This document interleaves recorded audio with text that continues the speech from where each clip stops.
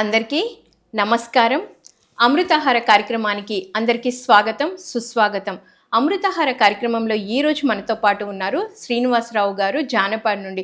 So అమృతాహారం యొక్క ప్రాముఖ్యత ఏంటి, వారి యొక్క ధ్యాన పరిచయము, మరి అమృతాహారం తీసుకోవడం వల్ల ఆరోగ్యంగా ఎలా ఉంటాం మొదలైన విషయాలన్నీ వారి మాటల్లోనే స్వయంగా తెలుసుకుందాం. సార్ నమస్తే. సార్ ముందుగా మీ ధ్యాన పరిచయం. ముందుగా మన గురువుగారు బ్రహ్మశ్రీ పితామహ పత్రిజీ గారికి వందనాలు. మాది 2017 ధ్యాన పరిచయం. మేము మా ఇంట్లో సాకలం వస్తే ఆ ద్వారా మేము ధ్యానంలోకి వచ్చాము. ఓకే. మా మెసేజ్కి ఆరోగ్యం బాగలేకపోతే తలలో బ్లడ్ కాటేస్తే దానివల్ల 41 రోజు ధ్యానం చేయమంది. 41 రోజు చేసిన తర్వాత రికవర్ అయింది, మొత్తం హ్యాపీగా ఉంది. సో 41 రోజులు మేడం ధ్యాన సాధన చేశారు. ఓకే. సో బ్లడ్ ఏదైతే క్లాట్ అయిందో ఆ ప్రాబ్లం సాల్వ్ అయిపోయింది. అప్పటి నుంచి మేము ధ్యానం వదిలిపెట్టలేదు. 2017 కాంచి శాకాహారం. అలా మీరు కూడా ధ్యానంలోకి వచ్చారు? అందరం ఒకేసారి, మా ఫ్యామిలీ మొత్తం కూడా అందరం ఒకేసారి వచ్చాం. మా బాబులు ఇద్దరు, మేము నలుగురు ఒకేసారి వచ్చేసాం. 2017లోనే వచ్చాం. ముందు మా మెసేజ్ వచ్చింది, తర్వాత నేను వచ్చాను, తర్వాత మా పిల్లలు వచ్చేసారు. ఒకేసారి అందరం ఒక్క సంవత్సరం వచ్చేసాను. ఓకే. అందరం ఒకేసారి శాకాహారం అయిపోయింది. మీకు మరి ధ్యానం ద్వారా మీలో వచ్చిన మార్పు ఏంటి సార్? ధ్యాన పరిచయం అయిన తర్వాత ఫస్ట్లో 7 గంటలు ధ్యానం కూడా చేశాను కూర్చొని. నాకు కూడా బ్యాక్ పెయిన్, ఆమెకే కాదు నాకు కూడా ఉన్నది. దాని ద్వారా నేను బ్యాక్ పెయిన్ ద్వారా నేను 2017 కాంచి ఈ బ్యాక్ పెయిన్ ద్వారా అయితే నేనైతే ఏ మెడిసిన్ వాడలేదు. మెడిసిన్ అసలు వాడలేదు. ఇప్పటికీ నేను వాడాను. అక్కడ నుండి ఇప్పటివరకు ఒక టాబ్లెట్ రైట్ బ్యాంక్ అసలు వాడను. నేను పొలం పని 15 ఎకరాల పొలం వేస్తాంట. పొలం పని చేసుకుంటాం, హ్యాపీగానే మేము వెళ్తుంటాం. ఎప్పుడు మా పనులు కూడా బాగా ఫ్రీగా అయిపోతుంటాయి. మేము కష్టపడం పనిలో కూడా. ఏదైనా అనుకున్న పని టైంకి అయిపోతూనే ఉంటుంది. అందరూ బాగా రిస్క్ పడుతుంటారు, టెన్షన్ మాకు టెన్షన్ కూడా ఉండదు. ఎప్పటికప్పుడు అయ్యే పని ఎట్లా అయింది ఆగదు. మనం రోజువారీగా 2 గంటలు ఉదయం 3 to 5, 6 నేను 5 గంటలకు బ్రహ్మముహూర్తం రోజు 3 గంటల నుండి 6 గంటల వరకు చేసుకుంటారు. చేయాల్సిందే రోజు. ఈ రోజు కూడా ఏ రోజు అంతే. అంటే ఆ రోజు నుండి ఈ రోజు వరకు క్రమం తప్పకుండా చేస్తున్నారు. ఒక సంవత్సరం అయింది ఇలా చేయబట్టి. అంతకుముందు మామూలుగా ఎప్పుడు పడితే అప్పుడే చేసేవాళ్ళు. ఓకే. సో మీరు ధ్యానంకి వచ్చారు, మీరు కూడా హ్యాపీగా ఉన్నారు, పొలం పనులు అన్నీ కూడా కూల్గా ప్రశాంతంగా చేసుకుంటున్నారు. సో అసలు కేర్ సెంటర్ పెట్టాలన్న ఆలోచన మీకు ఎలా వచ్చింది? మాకు కేర్ సెంటర్ పెట్టాలని ఎలా అనిపించిందంటే, మా ఇంటి దగ్గర వాళ్ళ ఇంటి మీద పిరమిడ్ ఉంది. పిరమిడ్ ఉంటే ఆ పిరమిడ్ అందరూ ఎక్కలేకపోతుంటే మమ్మల్ని అడిగారు. మేము అప్పుడే మాకైతే ఇవ్వాలని లేదు, నాకైతే నేనేదో ఒక గోడెం కట్టుకున్నాము దాన్ని మనం వేసుకోవడానికి అని నేను అనుకున్నాను. అయితే ఈ మా గురునాథం వాళ్ళు వచ్చి సంగతాయ ముసలోళ్ళు వాళ్ళు ఎక్కలేక ఇబ్బంది పడుతున్నారు పిరమిడ్లోకి. దాని ద్వారా మరి మీ ప్లేస్ ఖాళీగానే ఉంది కదా, ఇప్పుడు ఒక 2 సంవత్సరాలకి ఇవ్వండి మీరు, తర్వాత చూద్దామని అన్నారు. ఆ తర్వాత నేను ఆలోచించాను, 2 సంవత్సరాలు ఇస్తాను, కాడ నేను తెచ్చివ్వను, మళ్ళీ నేను గోడ వేసుకోవాలని చెప్పాను. సరేలే అన్నారు. ఆ 2 సంవత్సరాలు అయిపోయింది. ఇంకా అప్పుడప్పుడు అనుకున్నారు. అందుకని నేను తర్వాత ఇంకా ఇవాళ వచ్చి 1 మార్నింగ్ అంటే, అయితే మేడం ఊరి మీద ప్లేస్ అయితే ఇచ్చా నేనే, సందాలు ఊరి మీద వేసుకొని అంతా 3 రోజుల్లోనే అది అయిపోయింది. సెంటర్ నిర్మించుకున్నారు 3 రోజులు అందరు కలిసి, మన ఊరంతా కలిసి ఎవరన్నా ఎంత ఇవ్వని అందరు కలిసి చేసుకున్నాం. అందరి మీద అది మా ఒక్కళ్ళైతే కాదు, ప్లేస్ ఇచ్చా అంతవరకు. సో ఇప్పుడు కంటిన్యూ చేస్తున్నారా? 2 సంవత్సరాలు అయిపోయింది కదా. ఇప్పుడు 7 సంవత్సరాలు. 2 సంవత్సరాలు అయిపోయింది. 2 సంవత్సరాలు అయిపోయిన తర్వాత ఇప్పుడు 7 సంవత్సరాలు. కానీ మా పిల్లలు కూడా, నాన్న దాని జోలు నువ్వు పోవద్దు, మా బాబు వాళ్ళు అమెరికాలో ఉన్నారు, దాని జోలు మీరు వెళ్ళొద్దు, నువ్వు దానికి వాళ్ళు ధ్యానమే కదా చేసేది, సో అది ధ్యానానికే ఉండనివ్వు అని చెప్పేశారు. తర్వాత చూసుకుందాం, ఇప్పుడేం అవసరం లేదు కదా మనకి ధ్యానానికి. ఇప్పటికి 7 సంవత్సరాలు బట్టి అలానే కంటిన్యూ నడుతూనే ఉంది. ఓకే. సో ఇప్పుడు శాకాహారానికి వస్తే, మీరు ఎప్పుడు శాకాహారిగా మారారు? అంతకు ముందు మీరు శాకాహారిగా ఉన్నారా, లేకపోతే ధ్యానం ద్వారా శాకాహారిగా మారారా? మేము ధ్యానం ద్వారానే శాకాహారిగా మారాం. అంతకుముందు అంటే అప్పుడైనా మేము తక్కువ మేడం తింటాం. అప్పుడే ఏదో పండగలకి మా తాతయ్య శాకాహారి, మా నాన్న కొంచెం తింటాడు. మేము ఒక ఏమి వాడం, సిగరెట్ కానీ మందు కానీ ఏది లేదు. మా జన్మ నుంచి కూడా లేదు, మా తాతల కుటుంబం కాంచి మా కాంచి మేము ఎప్పుడు ఇలానే ఉంటాం. ఎప్పుడైతే వచ్చామో మేము అప్పటి నుంచి మేము ఒకేసారి శాకాహారం అయిపోయాం. కుటుంబం కూడా అంతా శాకాహారులు అయ్యారు.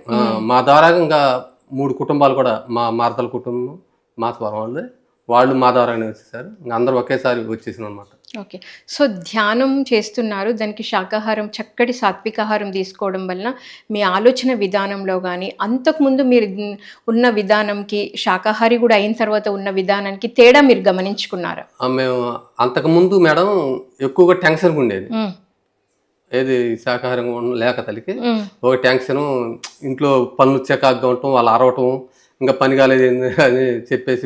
ఇది కూడా రైతు కుటుంబం కదా, టెన్షన్ ఎక్కువ. కూలి వాళ్ళు రాకపోయినా కూలి వాళ్ళు రాకపోయినా వీళ్ళ మీద ఎగిరేవాళ్ళు టెన్షన్ మీదగా, ఇంట్లో వాళ్ళ మీద చూపించేవాళ్ళు. ఇప్పుడేంది ఇంకా ఇందులోకి వచ్చిన తర్వాత ఆ టెన్షన్ లేదు.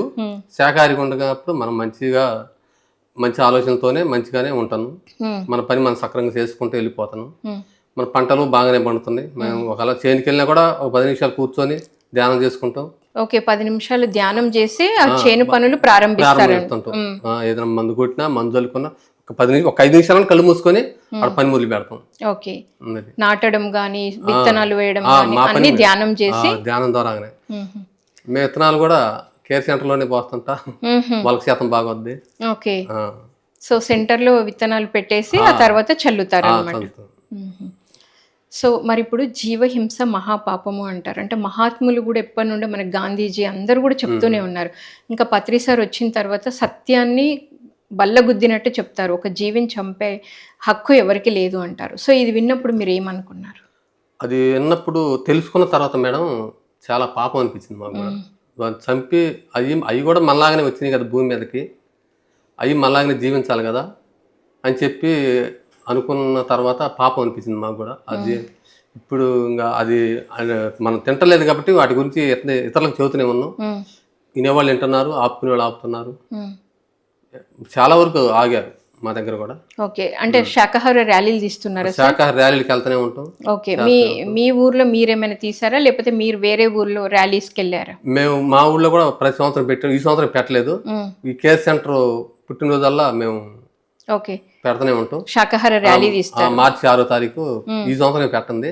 అయితే ఈ సంవత్సరం తటవర్తి రాఘవరావు సార్ దగ్గరికి వెళ్ళి క్లాసులకు వెళ్ళాము. అక్కడికి వెళ్ళి ఇంకా ఆ టైం కుదరలేదు, పెట్టలేదు. సో ప్రతి సంవత్సరం ర్యాలీ తీస్తారు. ర్యాలీలు చేస్తాం. సో అసలు ఎలా తీస్తారు సార్? ఈ ఊరు మొత్తం తిరుగుతాం మేడం. ఎంత టైం పడుతుంది? కానీ మినిమం 3 గంటలను పట్టింది మేడం. తిరగాలంటే 3 గంటల పట్టింది. ఓకే, పొద్దున్న స్టార్ట్ చేస్తారు. పొద్దున్నే 10 కానీ స్టార్ట్ చేస్తే 1 గంట అయింది ఇక్కడికి వచ్చేసరికి. ఓకే, సో మరి ఆ స్లోగన్స్ చెప్తున్నప్పుడు ర్యాలీ తీసినప్పుడు మీకు ఏమనిపించేది సార్? ఆ శ్లోకం అవి వినిపించేటప్పుడు బాగా ఇదిగా ఉంటుంది మేడం. అంటే మేడం మనలో ఉన్న పెయిన్స్ కూడా ఆ టయానికి వెళ్ళిపోతాయి మేడం. అంతకుముందు మేము చేసి ఉంటాం కదా పని. ఆ ర్యాలీలోకి వెళ్ళిన తర్వాత ఈ మోకాలు నొప్పులు కానీ కాలు నొప్పులు అసలు ఉండవు మేడం. ఆ టైంలో యాక్టివ్గా ఉంటూ అసలు బాగా తిరుగుతుంది. ఎంతసేపు అని తిరిగి ఏమనిపించదు. ఇప్పుడు మామూలుగా ఇటు అడిగొప్పలు కానీ వెళ్ళాము అటు శాఖాహార ర్యాలీలకి, ఆ టైంకి అసలు ఏమనిపించదు. అసలు బాగుంటుంది, హ్యాపీగా ఉంటుంది. మేము దాని గురించి అయితే బాగుంది. ధ్యానం గురించి అసలు ఇంకా ఇబ్బంది లేదు. మన గురువు గారికి ఇచ్చింది కాబట్టి మనకు అది చాలా ఇంకా దీన్ని వదిలిపెట్టేది లేదు. ఓకే, ఎప్పటికీ ఇంకా ఓకే ఈ జన్మనంత కాలం. సో పత్రి సార్ని కలిసారా మీరు? పత్రి సార్ కేర్ సెంటర్ ఓపెన్ అది అయిన తర్వాత మేము ఇక్కడ 13 రోజులు 14 క్లాసులు పెట్టాం మేడం. ఆ టైం సార్ని పిలిచాము. పిలిస్తే ఆ రోజు సార్ కేర్ సెంటర్కి వచ్చి మాతో మాట్లాడించారు. సెంటర్కి వచ్చారు. సార్ సెంటర్కి వచ్చారు. పేరు సారే పెట్టారా? పేరు సార్ పెట్టలేదు, మాకు గురునాథం పెట్టాడు. ఓకే, సార్ వచ్చారు, ధ్యానం చేశారు, మా తాత 2 మాటలు మాట్లాడిచ్చారు. అసలు మాకు మాట ఎలా మాట్లాడాలి మాకే తెలియదు. ఆ టైం ఏదో మాట్లాడాను అంతే, గుర్తులేదు. సో ఏమనిపించింది? ఇప్పుడు పత్రి సార్ని ఒక్కొక్కలాగా, ఒకరు స్నేహితుడు అనుకుంటారు, ఒకరు తండ్రి అనుకుంటారు, ఒకరు గురువు, ఎన్నో జన్మల నుండి నేను ఆయనతో కలిసి ఉన్నాను అనుకుంటారు. సో మీకేమనిపించింది పత్రి సార్ని చూడగానే? పత్రి సార్ చూడగానే ఒక దేవుళ్ళగా అనిపించింది. ఒక గురువు, దేవుళ్ళలాగా. ఇలాంటి గురువు మనకు దొరకడు అనుకున్నాం మేడం. ఇంత భూమి మీద ఇంత పని చేసి వర్క్ చేశారు కాబట్టి మనం కూడా మన చేతైన వరకు మనం కూడా గురువుగారే అంత కష్టపడ్డారు కదా, మనం కూడా మన చేతైన వరకు మనం చేద్దామని చెప్పేసి మనం ఈ సెంటర్ నడుపుతున్నాం సార్ మేడం. బాగుంది సార్. సార్ ఇప్పుడు పత్రి సార్ మనకి ఎన్నో కాన్సెప్ట్స్ చెప్పారు. అంటే 18 ఆదర్శ సూత్రాలు ఉన్నాయి, మౌనం గురించి చెప్పారు, వాక్క్షేత్రం. మీకు అందులో ఎక్కువ ఏది నచ్చింది? మేము ఎక్కువ వాక్క్షేత్రం మేడం. వాక్క్షేత్రం అంటే మేము 10 మంది కూలీల చేత పని చేయాలి కాబట్టి కొద్దిగా వాక్క్షేత్రం ఫాస్ట్గానే ఉంటుంది. ఓకే, మీకు ఇంకా ఏం నచ్చినాయి? అంటే సార్ చెప్తారు కదా, మౌనం ఉంటే మంచిది మేడం. మౌనం ఉండడం మంచిది. ఎంత మౌనం ఉంటే అంత శక్తి పెరిగిద్ది మనకి. ఓకే, సో పిరమిడ్స్ గురించి చెప్పండి. పిరమిడ్ మేడం, పిరమిడ్ ఇప్పుడు సెంటర్కి వెళ్ళి ధ్యానం చేస్తే వేరుగా ఉంటుంది, ఇంట్లో కూర్చుంటే వేరుగా ఉంటుంది. డిఫరెన్స్ ఏంటి సార్? ఇంట్లో అయితే ఒక్కరం కూర్చుంటాం, సెంటర్కి వెళ్తే సామూహికంగా ఉంటాయి. డిఫరెన్స్ చెప్పండి. దాని డిఫరెన్స్, ఇంట్లో కూర్చుంటే ఒక్కళ్ళంగా కూర్చుంటే నాకు అంతగా అనిపించదు, కాకపోతే కూర్చుంటాం కానీ 1 గంట 2 గంటలు. అయితే సెంటర్కి వెళ్తే ఆ ఎనర్జీ వెంటనే పాస్ అవుతుంది మేడం. ఓకే, మనకి తొందరగా శూన్య స్థితికి వెళ్ళడానికి బాగా వస్తుంది. మనకి ఎక్కడైతే పెయిన్స్ ఉంటే అక్కడికి మన కరెంట్ షాక్ లాగా వస్తాయి మేడం. సెంటర్లోనే మాకు బాగుంటుంది, ఇంట్లో కాడికి కూడా సెంటర్లోనే బాగుంటుంది. సో మరి సార్ చాలామంది అంటూ ఉంటారు, మేము తినే కులంలో పుట్టాము, మేము మాంసాహారం తినకపోతే ఎట్లా? ఇప్పుడు మీరేదో మీ పిఎస్ఎస్ఎం మూవ్మెంట్ వచ్చి పిరమిడ్ స్పిరిచువల్ సొసైటీ వచ్చి శాకాహారమే తినాలని చెప్తున్నారు, అంటే మీరు ఏం చెప్తారు? అది మనం మన కోసం అని అంటున్నారు. అవి ఎందుకు వచ్చినాయి అని అంటున్నారు. అవి ఎందుకు వచ్చినాయి వాళ్ళు అడిగినప్పుడు మనం ఏం చెబుతున్నానంటే, అవి మళ్ళాగానే వచ్చినాయి, కాతి తెలుసో తెలియక మేము కూడా తిన్నాం. అది తెలియనప్పుడు తిన్నాం. ఈరోజు తెలుసుకున్నాం కాబట్టి మా గురువు గారు వచ్చిండు, ఇలా ఉండండి అని చెప్పాడు. చెప్పిన తర్వాత మేము మీకు చెబుతున్నాము, మీ ఇష్టం అని చెప్పినాం. మేము అలా ఎన్నోళ్ళము మానుకున్నారు, చెప్పినారు, తినేవాళ్ళం తింటున్నారు. మనం అందరం ఒకసారి ఆపలేంగా, దాని టైం వచ్చినప్పుడు వాళ్ళు ఆగుతారని. సో ఇంకా కడతాల్ పిరమిడ్ గురించి, కడతాల్కి వెళ్ళారా మీరు? కడతాల్కి నేను 2 సార్లు వెళ్ళాను మేడం. కడతాల్కి వెళ్తే అక్కడ బాగానే ఉంటుంది. 11 రోజులు కార్యక్రమాలు ఉన్నారు. వెళ్ళిన రోజు మాత్రం 5 రోజులు ఉంటాం. 5 రోజులుగా 3 రోజులు. ఏంటంటే మేము మంచి డిసెంబర్లో వస్తాయి మాకు, అప్పుడు కల్లాల టైం, ఒడ్లు వస్తాయి. అది ఎంతప్పటికి ఇంకా ఒకసారి అయితే వదిలేసి వచ్చా మా బామ్మర్దులు చెప్పేసి.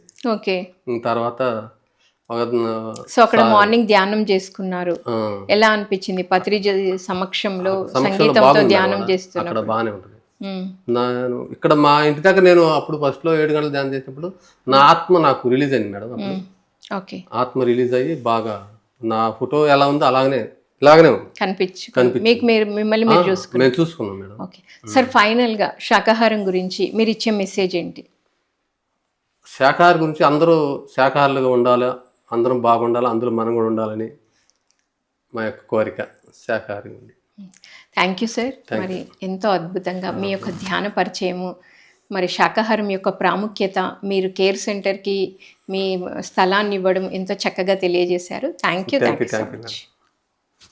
సో విన్నారు కదండి, అమృతాహారం యొక్క ప్రాముఖ్యత, సార్ ఎలా ధ్యానంలోకి వచ్చారు, వాళ్ళ కుటుంబం అంతా ఎలా శాకాహారులు అయ్యారు, మరి ఆయన పొలం పనులు కూడా ఎంతో అద్భుతంగా ధ్యానం ద్వారా ఎలా చేసుకుంటున్నారు అనేది ఎంతో చక్కగా తెలియజేశారు. మరొక అమృతాహార కార్యక్రమంలో మరొక మాస్టర్తో మళ్ళీ కలుద్దాం. Thank you so much.